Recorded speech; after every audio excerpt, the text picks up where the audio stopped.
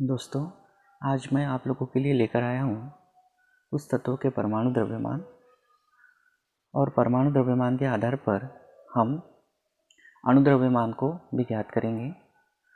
तो इसके लिए हम देख लेते हैं कि कौन कौन से तत्व हैं जिनके परमाणु द्रव्यमान हमको याद रखना चाहिए, जो रेगुलर हैं, जो अधिकतर उपयोग किए जाते हैं।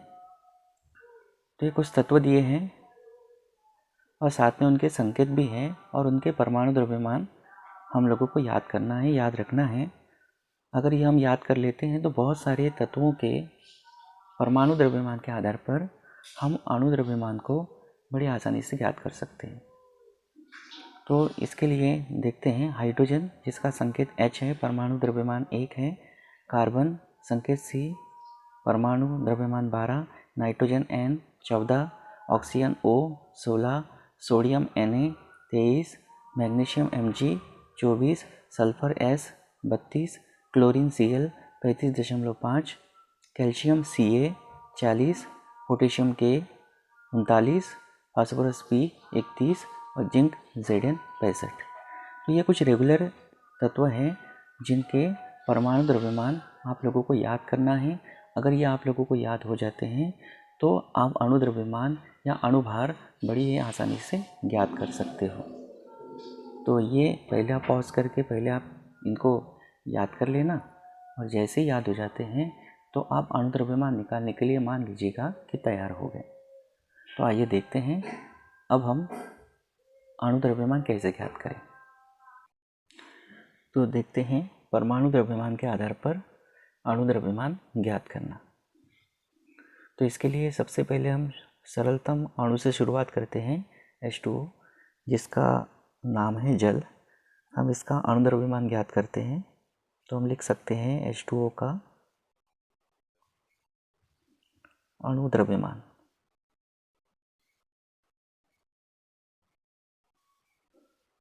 इसके लिए हम लोग ये देखेंगे कि हमारे पास हाइड्रोजन कितना है और फिर ऑक्सीजन कितना है।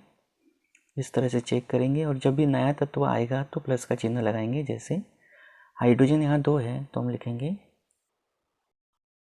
2H और नया तत्व शुरू हो रहा है तो आएगा प्लस, फिर ऑक्सीजन 1 है तो O, फिर 2, यहाँ कोई चिन्ह नहीं, मतलब गुणा का चिन्ह माना जाएगा तो गुणा।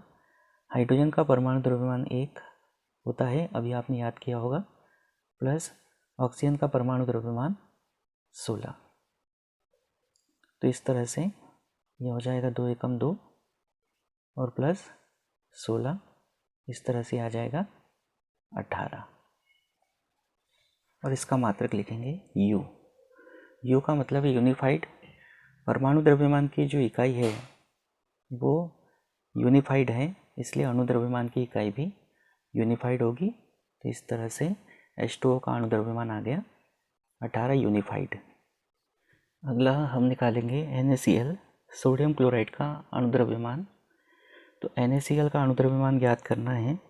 इसके लिए इसमें देखेंगे पहला एक इसमें तत्व है Na, एक ही है, फिर नया तत्व शुरू हो रहा है तो प्लस, और अगला तत्व है Cl बराबर सोडियम का परमाणु द्रव्यमान आपको याद होगा 23 प्लस क्लोरीन का परमाणु द्रव्यमान होता है 35.5।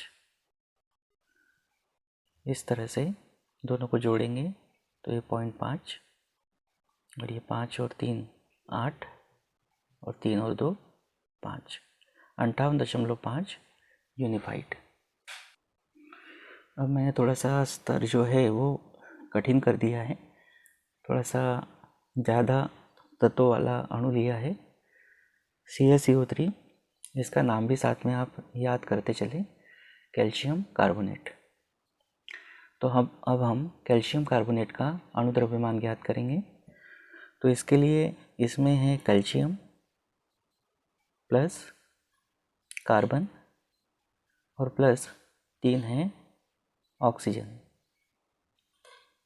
बराबर कैल्शियम का परमाणु द्रव्यमान 40 प्लस कार्बन का परमाणु द्रव्यमान 12 और प्लस 3 गुणा ऑक्सीजन है ये, इसका परमाणु द्रव्यमान होता है 16।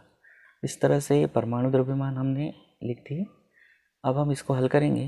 40 प्लस 12 प्लस यहाँ दोनों का गुणा होगा, 16 गुणा 3 ये हो जाएगा 48।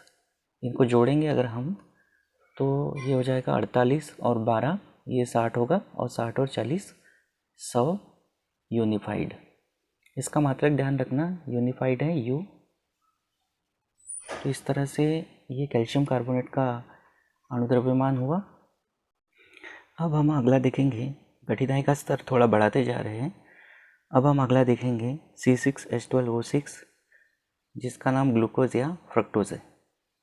इसका नाम ग्लूकोज और फ्रक्टोज इसलिए है क्योंकि इनका जो जब संरचना बनाते हैं तो संरचना में अगर एल्डिहाइड समूह पाया जाता है तो उसको ग्लूकोज बोलते हैं, और कीटोनिक समूह पाया जाता है तो फ्रक्टोज कहते हैं। बाकी दोनों का जो अणुसूत्र है वो सेम है, तो ये ध्यान रखिएगा। अब हम देखते हैं C6H12O6 का अणुद्रव्यमान। तो इसके लिए कार्बन हमारे पास 6 है, 6 कार्बन, प्लस हाइड्रोजन हमारे पास 12 है, प्लस ऑक्सीजन हमारे पास 6 है, 6 ऑक्सीजन है। इसको हल करेंगे तो 6 गुणा कार्बन का जो परमाणु द्रव्यमान है वो 12 प्लस यहाँ 12 है गुणा हाइड्रोजन का परमाणु द्रव्यमान 1 प्लस 6 गुणा ऑक्सीजन का परमाणु द्रव्यमान है 16। इस तरह से हल करेंगे तो ये इन दोनों का गुणा होगा, 12 गुणा 6 72, प्लस यहाँ इन दोनों का गुणा होगा, 12 एकम 12, प्लस 16 का गुणा 6 में होगा तो 16 6 96। इनको जोड़ेंगे तो 6 और 2 8, 8 और 2 10 का 0, हासिल का 1 होगा, 1 और 9 10 और 11 और 7 18, 180। यह आ जाएगा ग्लूकोज का या फ्रक्टोज का अणु द्रव्यमान। इस तरह से परमाणु द्रव्यमान अगर आपको याद है तो अणु द्रव्यमान ज्ञात करना कोई कठिन काम नहीं है। बस बहुत अच्छे से पहले परमाणु द्रव्यमान आप याद कर लो। अगला एक आध और देख लेते हैं। अगला हम देखेंगे C2H5OH, जिसका नाम है एथिल एल्कोहल। तो हम C2H5OH का अणु द्रव्यमान ज्ञात करेंगे। इसके लिए सबसे पहले हम ये देखेंगे, यहाँ कार्बन 2 है तो हम लिखेंगे 2C 2 कार्बन, प्लस हाइड्रोजन क्रम से अगर देखें तो 5 है, 5 हाइड्रोजन, प्लस 1 ऑक्सीजन है और उसके बाद फिर 1 हाइड्रोजन है। इस तरह से हमने लिख दिया तत्वों को। अब हम इनके परमाणु द्रव्यमान जो याद है वो लिखेंगे यहाँ पर। 2 गुणा कार्बन का परमाणु द्रव्यमान है 12, प्लस 5 गुणा हाइड्रोजन का परमाणु द्रव्यमान होता है 1, प्लस ऑक्सीजन का परमाणु द्रव्यमान है 16, प्लस हाइड्रोजन का परमाणु द्रव्यमान है 1। इसको हल करेंगे, इन दोनों का गुणा होगा तो 12 गुणा 2 24 होगा, प्लस यहाँ इन दोनों का गुणा करेंगे तो 5 एकम 5, प्लस चाहो तो इन दोनों को जोड़ लीजिए, 16 और 1 17। इसको हल करेंगे आगे तो 17 और 5 22, 22 और 4 26 और 20 46 यूनिफाइड। इस तरह से C2H5OH का अणु द्रव्यमान जो आएगा वो 46 यूनिफाइड आएगा। कुछ अणु हैं जिनके अणु द्रव्यमान आपको स्वयं करके देखना है, जैसे C2H2 एसिटिलीन या इसका नाम एथाइन है, NH3 ammonia, CO2 carbon dioxide, CO calcium oxide, HCl hydrogen chloride, C12H22O11 sucrose या गन्ने की शर्करा।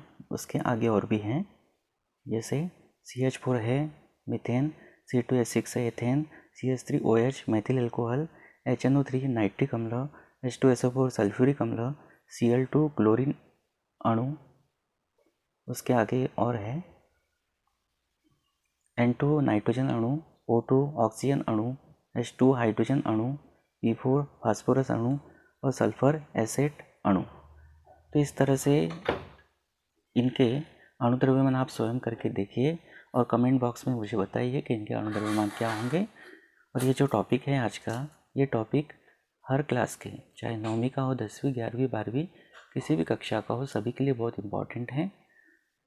तो पूरा वीडियो देखने के लिए आपका धन्यवाद।